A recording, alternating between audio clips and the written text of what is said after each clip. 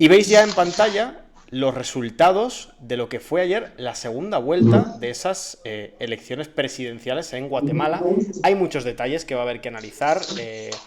El por qué ha conseguido ganar Arévalo, cuánto ha podido pesar la campaña. Ya sabéis que nosotros somos cautelosos con el uso de algunas palabras, pero creo que en el caso de Guatemala se puede afirmar que ha habido una campaña de lawfare por parte de la derecha guatemalteca que ha intentado, a través del Poder Judicial, que la candidatura de Arévalo no pudiese prosperar. No lo consiguió y habrá que hablar también, evidentemente, de si ese intento ha sido una parte sustancial de la campaña de Arévalo. Yo creo que sí. Habría que ver si sin esa campaña de lawfare quizá Arévalo no hubiera concentrado tanto voto de la impugnación contra el sistema político guatemalteco. Y ahí veis, como digo, que realmente la diferencia entre Arévalo y Sandra Torres ha sido muy grande, por encima de los 20 puntos. Y es por eso que sorprende tanto la reacción de Sandra Torres, que no reconoce a día de hoy la victoria. Uno podría esperar que esta era a priori la táctica que iba a seguir la derecha guatemalteca alrededor de la figura de Sandra Torres, pero esperábamos que se mantuviese esta lógica si el resultado era un poco más ajustado, es decir, si Arévalo ganaba por menos de 10 puntos, por ejemplo. Pero claro, con 20 puntos de diferencia, sostener las acusaciones, insisto, de irregularidades o incluso de fraude, habrá que ver, parece un poco complicado. Habrá que ver si esto también supone el principio del fin de la figura política de Sandra Torres, porque ni siquiera el presidente Yamatei del partido Vamos, y enlazado con la derecha guatemalteca, evidentemente, ni siquiera ha apoyado esto, cuando evidentemente ya ha reconocido los resultados. Son muchos temas que he puesto encima de la mesa, Ben. No sé cuál quieres encarar primero, te lo dejo todo a ti. Ya sabes que son muchas cosas las que han pasado en Guatemala. Quiero recordar además, ya lo hablamos contigo en su día, pero por poner un poquito en contexto, recordad que Bernardo Arévalo se gana el pase a segunda vuelta en un contexto de enorme desafección política en Guatemala. Ben nos podrá hablar mucho mejor de esto. Y habiendo sido tumbadas múltiples candidaturas a través del Poder Judicial de múltiples tendencias ideológicas. Había candidaturas de derechas como la de Carlos Pineda, que fue tirada abajo, que venía muy bien en las encuestas, y también candidaturas de izquierdas como la de Telma Cabrera, a las que no les dejaron competir en la primera vuelta.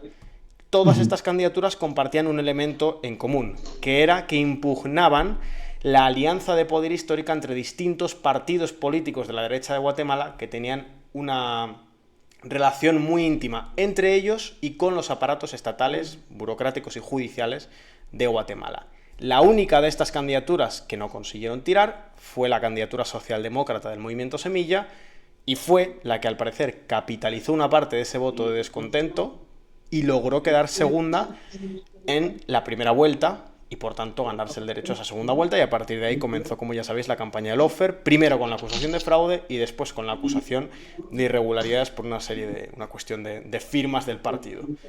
Hasta ahí llegamos a la segunda vuelta y ayer se impuso Movimiento Semilla, y ahora habrá que ver, ¿no?, cuáles podrían ser los siguientes pasos de la derecha guatemalteca. Luego entraremos más cómo podría ser ese gobierno de Arévalo. Ok, comencemos para recordar un poco lo que mencionas de este panorama, este escenario de candidatos que se trastocó luego de que el Poder Judicial comenzara a excluir algunas figuras. Y es que de hace un tiempo para acá, desde la elección del 2019, ya luego de las protestas masivas desde 2015, la expulsión de CICIG en 2017-2018, se hablaba mucho del tema de un sistema que ya no responde a las necesidades y a las urgentes carencias de la población. Entonces había un sistema que no producía y no daba resultados. Ya lo vieras desde la derecha o lo pudieses criticar desde la izquierda. En 2019 hay que recordar algo. En 2019 también hay una exclusión de candidaturas en aquel evento electoral. En ese momento se excluye la candidatura de la presidenciable Suri Ríos por la Corte de Constitucionalidad, que le veda su derecho a participar, porque hay un artículo en la Constitución que prohíbe a los familiares de jefes de Estado de facto postularse a un puesto de elección popular. Entonces, ese artículo lo utilizaron para frenar las aspiraciones presidenciales en ese entonces de Suri Ríos, que hablaba de un tema, ella tenía un discurso antisistema en ese momento. Luego, la otra candidatura que también se viene abajo en 2019 es la candidatura de la exfiscal Telma Aldana, que se postula a la presidencia por el movimiento Semilla. En esa primera incursión que tiene el movimiento Semilla en la política partidista en Guatemala.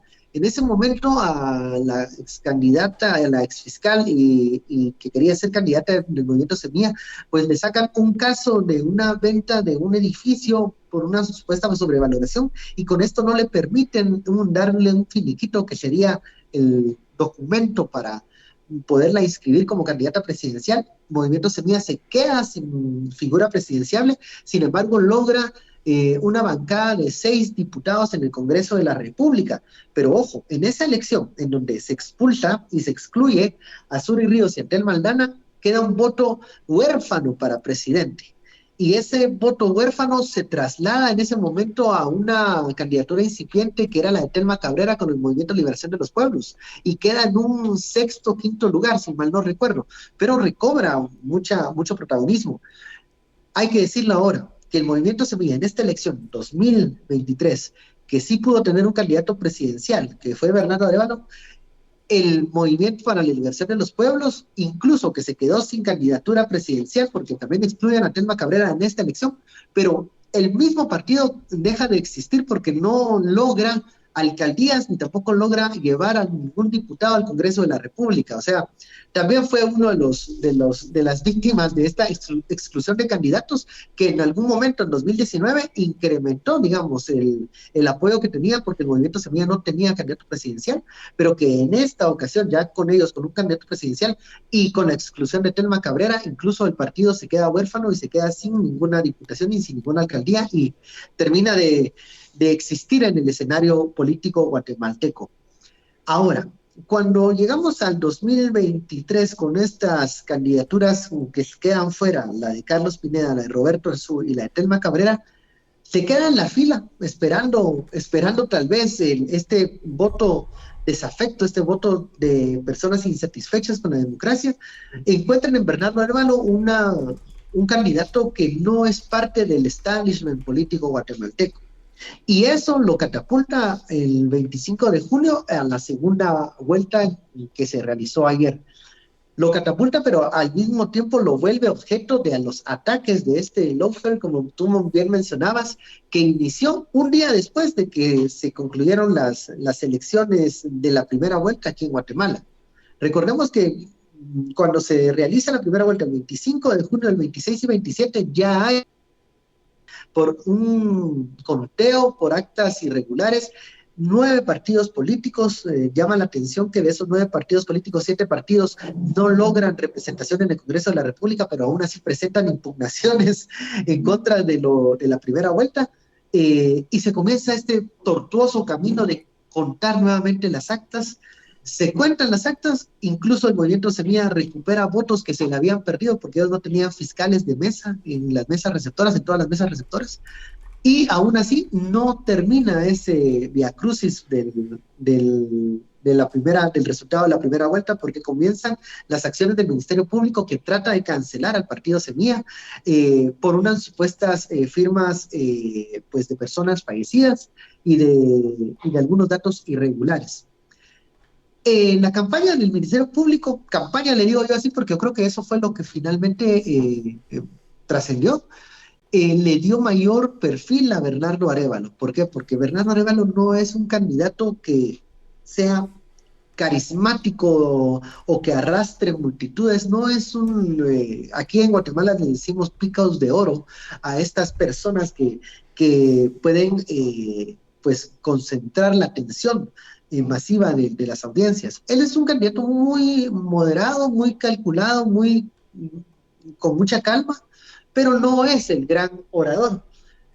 Luego de que el Ministerio Público le presenta todos estos casos, se vuelve una figura de alto perfil. Lo comienzan a conocer en todos los departamentos de Guatemala. Y como te mencionaba al inicio, hay una gran insatisfacción por los pocos resultados que ha dado la democracia representativa en Guatemala, pero también por los pocos resultados y muchos casos de corrupción que han salido durante este último gobierno. que al ver a una persona o a un candidato que no es parte del establishment, muchos guatemaltecos decidieron darle su apoyo. Al día de hoy, ya con las mesas computadas, el 37% de apoyo de la UNE y 58% de apoyo del Movimiento Semilla, nos hace pensar, y hay una pregunta que aún no se ha resuelto aquí en Guatemala, es ¿qué va a hacer la Unidad Nacional de la Esperanza, la candidata Sandra Torres, al no conceder aún la derrota y conceder la victoria a Bernardo Arévalo? ¿Qué va a hacer el pacto de corruptos que tanto se ha mencionado, esta alianza de diversos sectores y agrupaciones políticas que temen estar tras las rejas o bajo procesos legales por casos de corrupción? ¿Qué van a hacer para poder responder a esa victoria electoral de Bernardo Arévalo? El presidente Alejandro Yamatei ayer a las 9 de la noche reconoce la victoria de Bernardo Arévalo, reconoce los datos que el Tribunal Supremo Electoral dio a conocer, y esto también nos dice que hay quienes han integrado este pacto que objeta la victoria del Movimiento Semilla, que ya no están tan unidos, que ya no están en esa misma, en ese mismo lineamiento, en esas mismas posturas cerradas, y han encontrado algunos espacios de diálogo y de negociación con el mismo Bernardo Arévalo, al punto de que él también se ha frenado en algunos pronunciamientos que pueden concertar algún tipo de anticuerpos. Por ejemplo, en mucho tiempo se habló de la posibilidad de que él regresara o abriera el retorno a los exiliados, a todos estos operadores de justicia, jueces, abogados, fiscales que han tenido que salir del país luego de amenazas, luego de que se les han creado casos en su contra. Él en algún momento habló de traerlos de vuelta. Ahora es más cauto y creo que en estos momentos no es parte de su prioridad porque necesita tender puentes con empresarios, agrupaciones políticas más de corte tradicional. Y hay algo muy interesante que está ocurriendo en este momento, Eduardo, que es la derecha se ha comenzado a desmarcar de aquellos grupos que están más señalados o vinculados a acciones ilícitas o crimen organizado, que en algún momento todos conformaban una derecha dura. Ahora hay agrupaciones y personajes dentro de la derecha que han dicho, no, momento, el resultado del 25 de junio un es un resultado que nos va a servir para poner las barbas en remojo. Los guatemaltecos ya no quieren que estemos juntos en una alianza con partidos políticos y con políticos que están siendo señalados de actos de corrupción porque nos meten a todos en la misma bolsa. Y estos son los grupos políticos de la derecha que quieren renovarse y replantearse hacia 2027. Y creo que hacen una jugada bastante inteligente porque están buscando su subsistencia y no están enfrascados en una trinchera que creo que en este momento los que están en esa trinchera de no querer aceptar la victoria del Movimiento Semilla son aquellos que tienen un miedo terrible de una persecución legal o de juicios que se les puedan venir por sonados actos de corrupción. Sí, hay varias preguntas en el chat que apuntan en alguna dirección de las que has comentado. Yo creo que hay varias preguntas. Parece claro que la victoria de Arévalo efectivamente tiene que ver con el descontento y ha influido mucho la campaña del lawfare que han hecho contra el propio Arévalo. Pareciera que hubiera habido casi un efecto Streisand a favor de Bernardo Arévalo por toda la campaña que se ha hecho contra él a través del aparato judicial. Solo voy a cambiar la batería para que esté todo bien. No te preocupes, me pongo aquí yo solo. Y entonces, como digo, pareciera claro eso, que la victoria de Bernardo Arévalo ha tenido mucho que ver, primero con el imposibilitamiento de candidaturas a priori legales que fueron bajadas antes de la primera vuelta. Eso es lo que posibilita en parte que Arévalo avance a la segunda vuelta, porque además avanza por un margen relativamente escaso. Y parece claro que todo el proceso judicial, el intento de lawfare posterior a la primera vuelta, primero con la acusación de fraude y luego con la acusación de irregularidades internas del partido, ha movilizado un voto alrededor del movimiento Semilla, que quizá no habría tenido antes. Es posible que incluso votantes tradicionales de una derecha no vinculada con el establishment hayan votado a Semilla, y eso también hay que tener en cuenta que, de cara a pensar ya en lo que será la presidencia de Bernardo Arévalo, si todo se desarrolla como se debería desarrollar y efectivamente puede asumir, si no me equivoco debería ser el 14 de enero del 24, va a tener que enfrentar una serie de dificultades muy grandes. Primero es importante definir quién es Bernardo Arévalo y quién es el movimiento Semilla en términos ideológicos. Pues esto no es un dato menor. El movimiento Semilla no es socialismo del siglo XXI, no es bolivarianismo, no es ninguna variante del marxismo. En un punto ni siquiera es una izquierda latinoamericana antiimperialista. Esto hay que tenerlo muy en cuenta. El movimiento Semilla es más bien un movimiento socialdemócrata urbano, regeneracionista de la vida política nacional, reformista de alguna serie de consensos y de valores democráticos y legalistas en Guatemala, y progresista en algunos elementos, y parcialmente redistributivo. Pero es eso, el movimiento Semilla es eso. Lo digo porque para que vayamos ubicando y para que vayamos concretando los análisis de qué va a ser la presidencia de Bernardo Arévalo. Había muy poca gente, muy pocos analistas y muy pocos políticos que se animaban a vincular a Bernardo Arévalo como los movimientos de la izquierda más transformadora, o de la izquierda más profunda, o de la izquierda más revolucionaria, o de la izquierda más como la queramos ver dentro de América Latina. Se equivocaban, desde mi punto de vista, no sé si voluntario o involuntariamente. Lo que es el movimiento Semilla, como digo, es el equivalente a otros movimientos políticos que ha habido en otros países latinoamericanos a lo largo de la historia. A mí, por deformación profesional, se me viene mucho a la cabeza, en comparación con el movimiento Semilla, lo que sería el radicalismo argentino de la primera mitad del siglo XX. El movimiento Semilla pareciera que viene a la sociedad guatemalteca, y creo que esta es una de las palabras clave, a regenerar la vida pública de Guatemala, a limpiar el Estado guatemalteco de una serie de procesos de corrupción estructurales, a vaciar el poder judicial de sus vínculos con los partidos de la derecha guatemalteca, y evidentemente, seguramente a profundizar en aspectos como la educación pública universitaria, algunos elementos de redistribución, algunos elementos de protección social, que no deja de ser un partido socialdemócrata. Tampoco estamos pensando en un regeneracionismo de derechas, pero como digo, no es un socialismo del siglo XXI. Y así lo ha dejado claro también al hablar de cuestiones, por ejemplo, como sus vínculos internacionales, ¿no? No son detalles menores. Estamos esperando a que vuelva Ben. De momento sigo yo por aquí. Tenemos, por cierto, un pequeño vídeo de 5 o 6 minutos de Néstor, que sabéis que últimamente no ha podido estar aquí en el canal de Twitch, está este verano con algún viaje y tal, pero no ha querido perder la oportunidad de estar con nosotros hoy, de dejarnos un análisis de 5 minutitos en vídeo. Voy a aprovechar este ratito hasta que vuelva Ben para ponerlo. Os lo dejo en pantalla. Son 5 minutitos de un análisis, como digo, de Néstor, que además habíais preguntado por él. Bueno, pues hoy nos ha querido mandar un vídeo haciendo su parte del análisis de lo que ha sido esta segunda vuelta en Guatemala. Así que lo vemos y en 5 minutitos regresamos con el directo y ahora estaréis con Néstor, que no se me ocurre ningún mejor plan. ¿Qué tal? ¿Cómo estáis? Un gusto saludaros, aunque sea en este formato. Agosto en su mejor expresión de distancia, de diferencia horaria, me impide estar con vosotros. Muy pronto volvemos a estar en Twitch, a leerme en la página web, en Twitter, pero entre medias, entre tanto, no quería dejar de aportar, de hacer unos comentarios a la victoria de Arévalo en Guatemala, aunque sea por este formato, completando un poco lo que habrán dicho mis compañeros, que no lo he podido escuchar, pero seguro que es muy acertado. No me quiero extender demasiado, pero sí que quiero señalar varias claves importantes de la victoria de Arévalo en Guatemala. La primera es que es una victoria sorpresiva y disruptiva con el panorama político guatemalteco por una cuestión fundamental. No es un candidato radical, ese es el segundo punto, pero sí que es un candidato que rompe con los esquemas de la política guatemalteca, que durante las últimas décadas ha ofrecido una alternancia en el poder entre distintas caras de la oligarquía económica y política guatemalteca.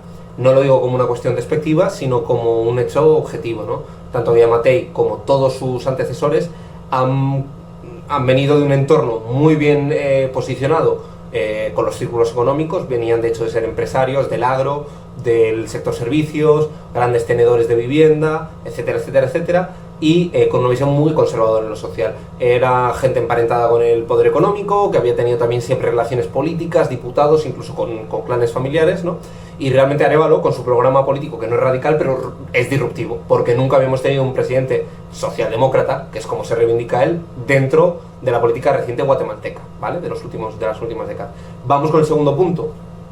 El programa de Arévalo no es socialismo del siglo XXI, nadie creo que tampoco ha tenido la desfachatez de calificarlo así. Siempre en América Latina, que tiene uno de sus clivajes fundamentales, siempre es ese eje socialista, ¿no? Socialismo del siglo XXI, frente a las derechas, ¿no? Nadie ha tenido la tentación de decir que Arévalo era un candidato castrochavista, como sí que vemos en Ecuador o podemos ver en otros países, pero siempre hay esa sombra de sospecha. Bueno, el programa de Arévalo no es un programa que busque grandes nacionalizaciones, que haga, esto es importante y es el tercer punto, una reorientación geopolítica. No estamos ante una gran reorientación geopolítica de Guatemala, pero sí que propone cosas que son novedosas. En primer lugar, yo creo que es interesante que pone en el centro cuestiones de política medioambiental que hasta ahora no habíamos visto. Vemos que sí que apuesta por un estado del bienestar más robusto, más fuerte. Él habla de que la corrupción, que ha sido el gran clivaje, el gran eje de la política, ¿no? Va a pagar buena parte de esas medidas. Y en definitiva hablamos de un estado más fuerte, pero en el que no se altera en la propuesta programática los ejes fundamentales de propiedad. No cambia la propiedad de la tierra en gran medida, aunque hay políticas de beneficio a los pequeños y medianos agricultores, ni cambia la propiedad de la escasa industria que hay en Guatemala. Vamos precisamente con esto que estoy diciendo, con el siguiente eje de Arévalo, que es que es una victoria compleja, que en primer lugar lo que es la victoria de la desafección política. Vota el 45% de los guatemaltecos, más que en las elecciones anteriores, pero eso quiere decir que hay más de la mitad del censo que no vota y que Arévalo pasa con menos del 20% en primera vuelta. Es decir, menos del 20% del porcentaje de voto que había habido, que da el 40 y pico por ciento en primera vuelta. Es decir, hay una desafección política enorme, ese es el panorama que se enfrenta. Eso hace que también Arévalo genere mucho ahora mismo, yo creo que lo veremos en las primeras encuestas, mucho apoyo, haya un respaldo grande hacia él, porque genera esperanza, porque realmente ha sido disruptivo, porque lo que hay es una situación de apolítica, de desafección, y él engancha muy bien con esa medida, pero no tenemos ni un país con bases sociales muy movilizadas, ni tenemos un respaldo popular muy amplio. Arévalo toca un poco esa vertiente antipolítica de desgana con un mensaje muy fresco de criticar la corrupción, de plantar cara al establishment. Eso hace que sea un candidato anti-establishment sin que él proponga romper el Estado guatemalteco. Simplemente, realmente había una auténtica distorsión del Estado, de la economía guatemalteca y de sus élites políticas, y así ha ganado sin un gran apoyo popular, porque los números así lo dicen, y va a tener el reto de un legislativo muy fragmentado. Y ese es el segundo, y sin duda alguna el mayor de los retos, un Estado, que es el Estado guatemalteco, débil, frágil y cooptado en gran medida por el poder económico y por esa oligarquía. Cuando hablo de Yamatei o hablo de sus antecesores como oligarquía política, lo decimos porque incluso Estados Unidos dice que ha habido escándalos de sobornos, de uso de poder indebido, y de que hemos visto cómo la Fiscalía ha ejercido acciones contra jueces que están investigando casos de corrupción, como hay fiscales anticorrupción, como hay jueces que están ahora mismo en Estados Unidos, que se espera que vuelvan al país, y como por tanto sí que hay una disrupción del sistema institucional guatemalteco. Y eso es importante, tener ese esquema, porque solo así comprendemos la victoria de Arévalo, y como un candidato tan normal sí que es importante porque, como digo, el sistema político guatemalteco es muy singular, y él, que sería un candidato normalito en cualquier otro país, sí que representa una opción de renovación sin dar ninguna voz y sin presentar ninguna ruptura en términos económicos. Y ya lo último, que es una reflexión, yo desde hace mucho tiempo, y además lo digo siempre, lo que pasa es que yo soy terrible, nunca lo escribo, digo que América Central da para una lectura muy profunda, y es que las piezas de América Central, yo lo llevo diciendo mucho tiempo, nunca se terminan de alinear porque cada una va por su lado, y es interesante ver cómo en ese puzzle todas las piezas se mueven, encajan, pero no son simétricas. Y a mí me interesa ver mucho la región. Ese triángulo de migración va a seguir siendo muy importante para la política estadounidense, pero en su conjunto, más allá de todo eso, tenemos que hablar de El Salvador con Bukele, con su política punitivista. El Salvador va hacia una reelección de Bukele con una autopista, sin ningún tipo de oposición. La cuestión es si el FLN y Arena sobreviven al trayecto, ¿no? El FLN está dividido y Bukele tiene una legitimidad interna enorme.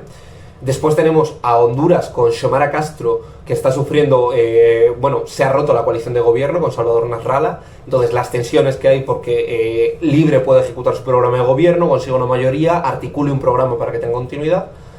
Luego tenemos la Nicaragua sandinista de Daniel Ortega, con toda esa deriva, con esa nueva vuelta de tuerca sobre la Iglesia Católica, las ONGs, cómo se ha endurecido el discurso por parte de Estados Unidos.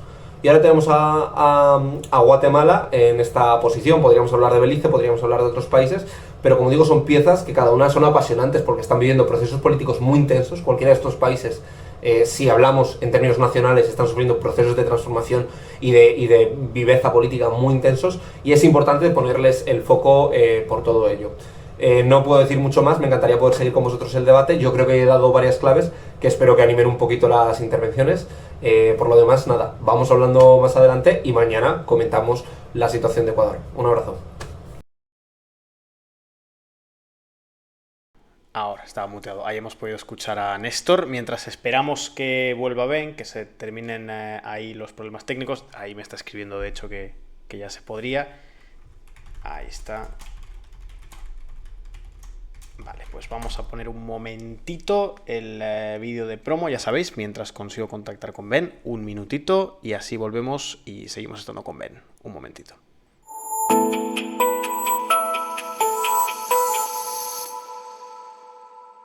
Hola, somos Descifrando la Guerra. Seguimos la actualidad internacional para poder contarte qué es lo que está ocurriendo en el mundo. Y queremos seguir haciéndolo. También queremos conservar nuestra rigurosidad informativa, y para eso necesitamos seguir siendo económicamente independientes. Gracias a los aportes en nuestra campaña de goteo y a las suscripciones en nuestro canal de Twitch, hemos podido lograrlo durante todo este tiempo. También ha sido posible gracias a las suscripciones con las que muchas personas nos han ayudado en nuestra página web. Te pedimos que tú también lo hagas.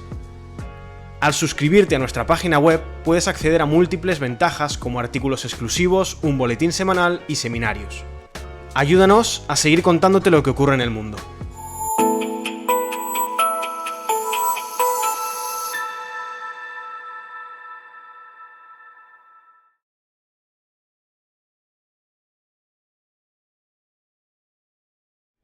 Vale, ya estamos de vuelta. Creo que con los problemas técnicos solucionados, lo voy a comprobar, sí, al parecer ya estaría todo solucionado. A ver, que quito aquí esto. Bueno, sí saldría una pequeña cosita. Dadme un instante que lo corrijo. No, ya está, perfecto. Bueno, ya estamos de vuelta entonces. Aquí puedes volver a ver a Ben. Ha habido un pequeño problema técnico. Afortunadamente, fíjate de casualidad, hoy teníamos de forma muy particular un vídeo de nuestro compañero Néstor, ya sabéis, también responsable del área de América Latina, que en las últimas semanas no ha estado aquí en el canal porque está de viaje. Bueno, ya sabéis que el agosto español es un poco raro. Y justamente hoy me ha querido mandar un vídeo de unos 7-8 minutos haciendo su análisis particular de las elecciones en Guatemala y me ha venido perfecto, porque lo he puesto y tal cual ha terminado, he recuperado a Ben, o sea que ha sido todo perfecto.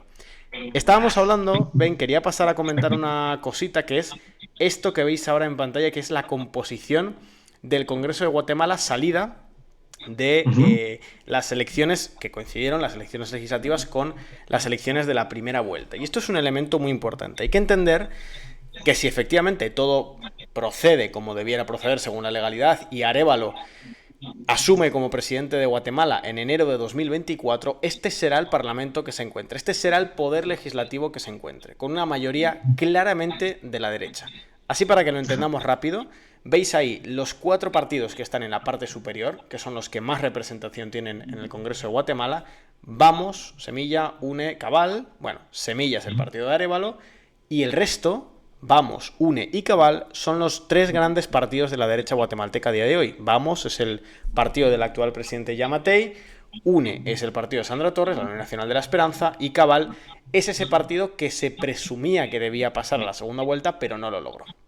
Este es el escenario que va a tener en términos legislativos Bernardo Arévalo, una situación que podría tornarse incluso en bloqueo político de buena parte de su agenda a la hora de intentar impulsarla. Es uno de los elementos por los cuales me sorprende tanto que un sector de la derecha guatemalteca insista todavía con los intentos de acusación de fraude, insista todavía con la vía del lawfare, primero porque le deslegitima, porque parece que cada vez hay menos gente, menos votantes, menos parte del electorado de Guatemala que se lo cree. Y eso que en esta segunda vuelta, como ha comentado en el vídeo Néstor, ha habido igualmente muy poca participación. Quizá no en términos relativos con otras elecciones guatemaltecas, pero sí ha habido una baja participación, un alto nivel de impugnación por la vía de la abstención. Uno podría pensar que por parte de la derecha guatemalteca tendría más sentido reagruparse, redefinir su estrategia y utilizar el poder legislativo que van a tener para dificultar la presidencia de Bernardo Arévalo, porque efectivamente van a poder hacerlo. Y en ese sentido va a haber que ver cómo casa, como digo, la agenda de gobierno, la agenda ejecutiva de Arévalo con la Cámara Legislativa que le ha tocado, porque salió así de las urnas, que es una Cámara muy vinculada a la derecha política guatemalteca. Recordemos esa definición que estábamos haciendo porque me parece muy importante. Bernardo Arévalo no es marxista, Bernardo Arévalo no es socialismo del siglo XXI, Bernardo Arévalo no es bolivarianismo, Bernardo Arévalo es socialdemocracia urbana, movimiento, como decíamos, regeneracionista. Me parece que es un concepto que podría usarse para definir a Bernardo Arévalo y el papel que Semilla quiere jugar en la vida política guatemalteca. Regeneracionista me refiero de las instituciones públicas, de la independencia del Poder Judicial, de, bueno, atacar toda la cuestión de la corrupción endémica vinculada a los partidos de la derecha de gobierno en Guatemala. Y por tanto, habrá que ver qué sectores o qué patas de la agenda de Arévalo acepta y cómo se mueve con esta cuestión legislativa. Un elemento central es la corrupción, la lucha contra la corrupción. Es su eje fundamental de campaña y hay personas que quizá en otros comicios no le habrían votado porque no sienten afinidad ideológica, que le han votado en esta ocasión por la lucha por la corrupción. Y luego el resto de agendas, la agenda, entiendo, ecologista, la agenda más progresista, la agenda de inversión en educación pública, la agenda parcialmente redistributiva, vamos a ver cómo la puede sacar adelante, teniendo en cuenta que, por ejemplo, los sectores de la derecha guatemalteca están vinculados al poder económico guatemalteco, que no va a aceptar esa reforma, por ejemplo, en la vía de la redistribución. Alguien pregunta si se parece a Alberto Fernández. Yo diría que sí. Como perfil de presidente sí puede parecerse a Alberto Fernández, con la diferencia de que Alberto Fernández tiene detrás un movimiento político que sí tiene sectores muy de izquierdas en términos europeos, mientras que el movimiento Semilla es en sí mismo un movimiento regeneracionista socialdemócrata. Pero en términos estrictos de la persona y del tipo de liderazgo también. De hecho, Bernardo Arévalo, pese a que se le haya acusado en alguna ocasión de esto, es, desde mi punto de vista, lo contrario a un líder populista. Es todo lo opuesto a un líder populista. Ben hablaba de eso, ¿no? De que si algo no tiene Bernardo Arévalo es carisma, un especial carisma. Pero bueno, eso. Te quería comentar sobre cuál dirías que es desde Guatemala, desde dentro de Guatemala, la definición ideológica que se le puede dar a Bernardo Arévalo, las posiciones que pueda tener más rupturistas y aquellas también con las que pueda llegar a tejer alianzas con la derecha nacional. Y si crees que efectivamente el contrapeso del poder legislativo va a dificultar en serio que aplique su agenda. Bueno, primero, creo que el movimiento Semilla se ve a sí mismo y lo podemos definir más como un movimiento reformista. Como lo mencionabas tú, regeneracionista también es un término bastante acertado, que nace no de la necesidad o de la urgencia de cambiar desde la raíz todo, sino que buscar cambios y reformas para tener mejores resultados a futuro. O sea, no es un movimiento rompedor, pero es un movimiento que busca cambios, y busca cambios en algunos de los temas que más tal vez causan roces o roncha acá en Guatemala. Uno, el tema de justicia, el tema de una reforma del sector justicia en donde los jueces y los magistrados no estén supeditados al poder político partidario del Congreso de la República, por ejemplo, que tengan una independencia judicial. Dos, otro tema en donde ellos han incurrido y que aquí en Guatemala causa bastante discusión es una ley de competencia, el fin de los monopolios, una verdadera, reglas claras para poder competir empresarialmente. Otro tema que también causa bastantes discusiones aquí en Guatemala es, por ejemplo, el abastecimiento de medicamentos, la compra de medicamentos por parte del sector público. En Guatemala se critica mucho que hay mucha falta de medicamento, pero cuando ves las compras de medicamentos, ves que en Guatemala el Estado y el Instituto de Seguridad Social compra medicamento de marca muy caro en algún tipo de juntas de licitación que llaman mucho la atención o que son objeto de sospecha de que haya alguna influencia de los grandes financistas y que tras compras millonarias, pues luego llegan a ser asesores de campaña, asesores de presidentes, incluso hasta candidatos a elección popular. Entonces, ellos han hablado de eso, son temas que causan mucha roncha, pero que, sin embargo, tienen que buscar para darle respuesta a la población que hoy los ha apoyado. Otro tema que también ellos buscan reformar es el sistema, la ley electoral y de partidos políticos. Y aquí hay un consenso, incluso desde la derecha también, que busca separarse de la alianza criminal o del pacto de corruptos, que también ve necesario la necesidad de revisar las reglas de juego para participar en la actividad político-pública partidaria. Entonces, ahí hay algunos puntos de encuentro. ¿Con quiénes puede hacer algún tipo de alianza Bernardo Arévalo? Creo que uno, con partidos que tienen una corriente o un lineamiento más progresista, sin buscar en este momento temas que puedan radicalizar la discusión, porque ahorita en este momento vendría esos temas a romper alguna posibilidad de diálogo o de consenso mínimo. Pero, sin embargo, por cuestiones ideológicas, creo que estos grupos de izquierda progresista buscarían un acercamiento y Movimiento Semilla debería de buscarlos para tener más presencia y más fuerza en el Congreso de la República. Los partidos de derecha que buscan separarse y desmarcarse del pacto de corruptos también creo que son otros espacios de diálogo que puede tener Bernardo Arévalo y el Movimiento Semilla en el Congreso de la República, porque al margen de lo ideológico pueden apoyar temas, por ejemplo, una aprobación de una ley de servicio civil que tanto hace falta acá en Guatemala, una actualización de esas normas para hacer del Estado ya no una fábrica de plazas y de promesas de empleo, que muchas veces eso es lo que hacen los partidos políticos, prometen plazas a las personas que les apoyan. Y otro punto también que creo que puede ser posible aliados en el Congreso de la República es aquellos diputados que quieran desmarcarse de la bancada Vamos, e incluso de la bancada UNE, con una candidata presidencial que lleva consigo o que carga consigo 3 derrotas en segunda vuelta. Y aquí hay que tener creo que especial atención, el Movimiento Semilla, sobre a quienes pudiese utilizar para apoyos. En Guatemala, hace 2016 se hizo una modificación legal en la ley orgánica del Congreso de la República para no permitir el transfugismo, porque era uno de los temas que más causaba descontento de la población, que hoy votabas a un diputado y el día que tomaba posesión automáticamente se trasladaba a otro grupo parlamentario. Ahora ya no puedes hacer eso, pero lo que hacen los bloques es votan de manera diferente. Podemos ver entonces el día de mañana una UNE de 20 y tantos diputados o un bloque Vamos de 40 diputados que vote algunos diputados en contra de Semilla y algunos que estuviesen más cerca del planteamiento que pudiesen ellos proponer de parte del que sería el partido oficial dentro de la próxima legislatura. Esos son espacios de oportunidad.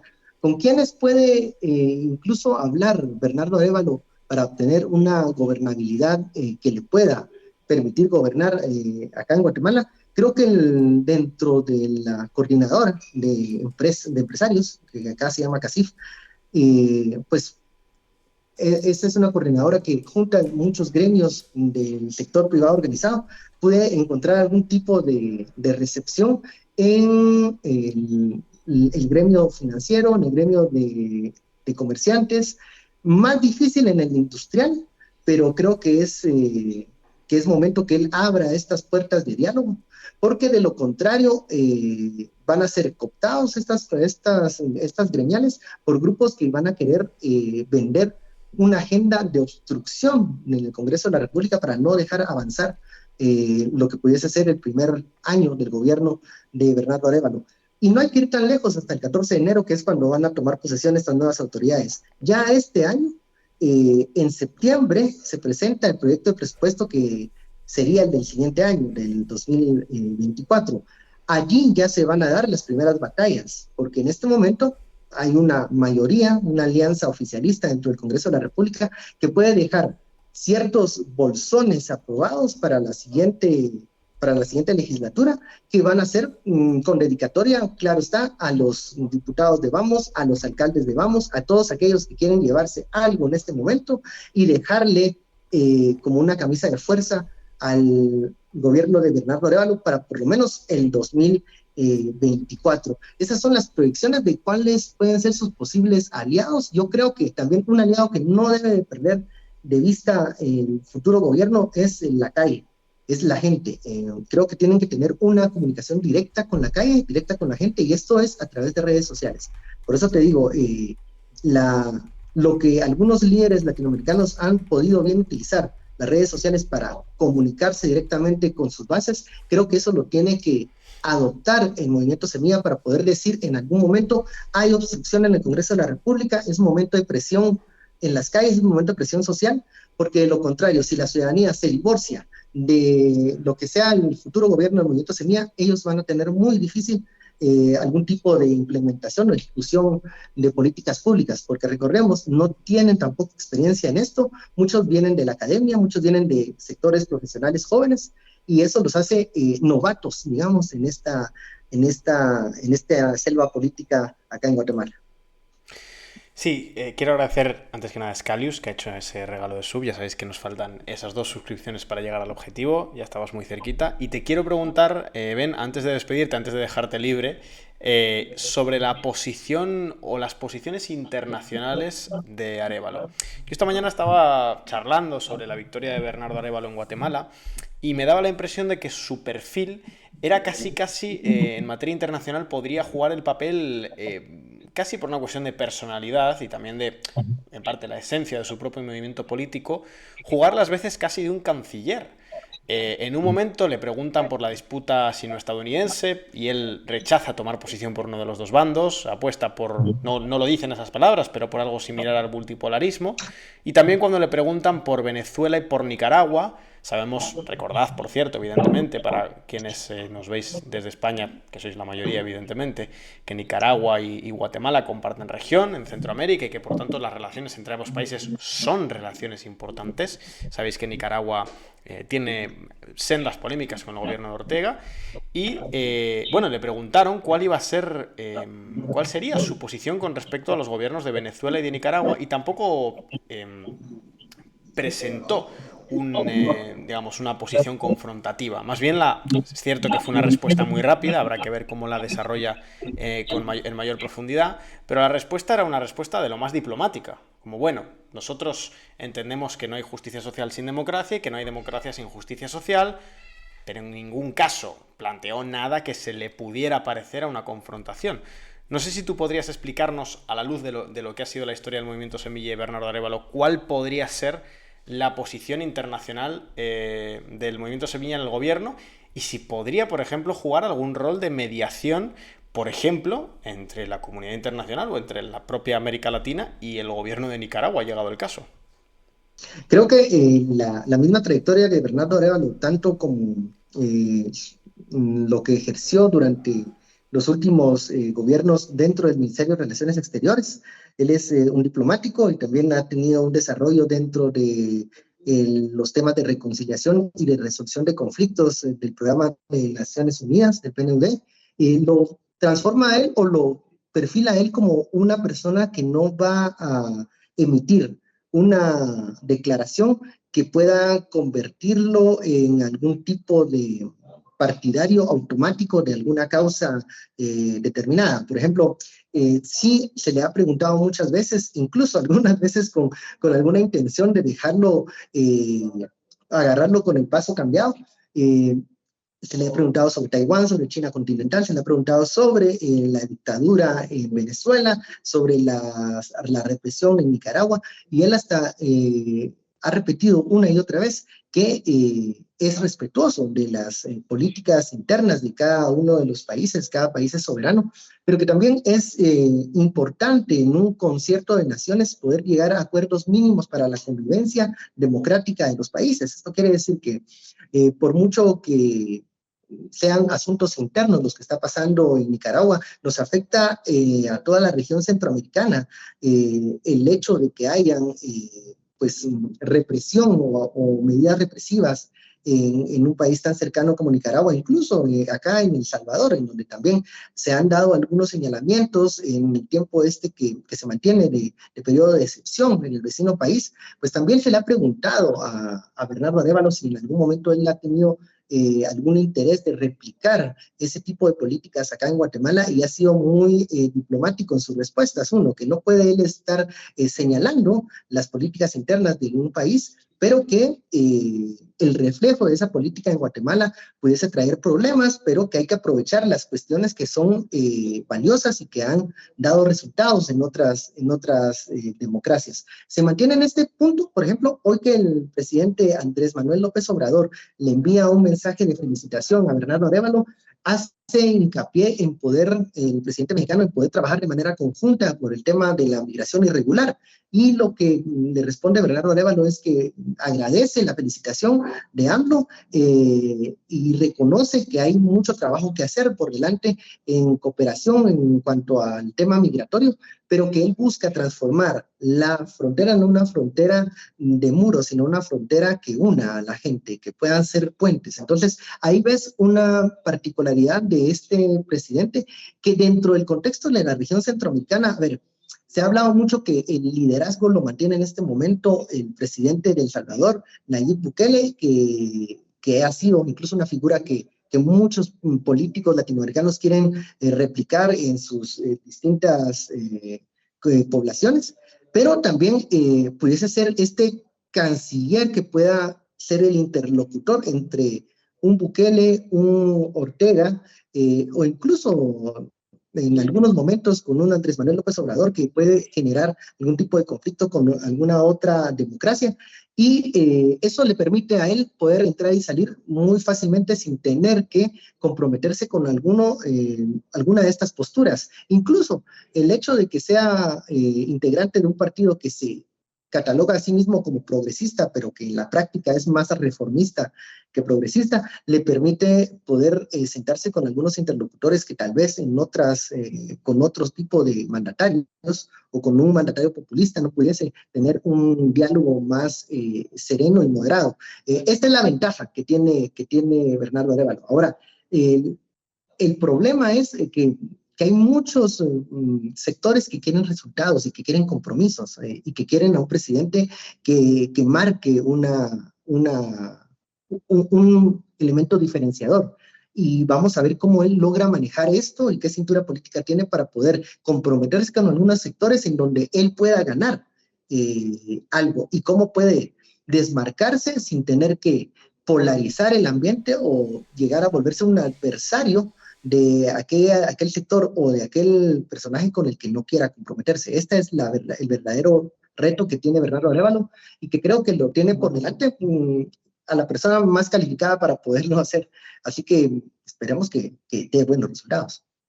Sí, además, si algo ha demostrado el caso de Alberto Fernández es que la posibilidad de un dirigente nacional latinoamericano de ser mediador en conflictos también depende mucho del grado de legitimidad interna que tenga en su propio país a través de su gestión de gobierno. Y Alberto Fernández pareciera que fue perdiendo esa capacidad de mediación y ese peso internacional y ese peso regional a medida que iba perdiendo legitimidad interna.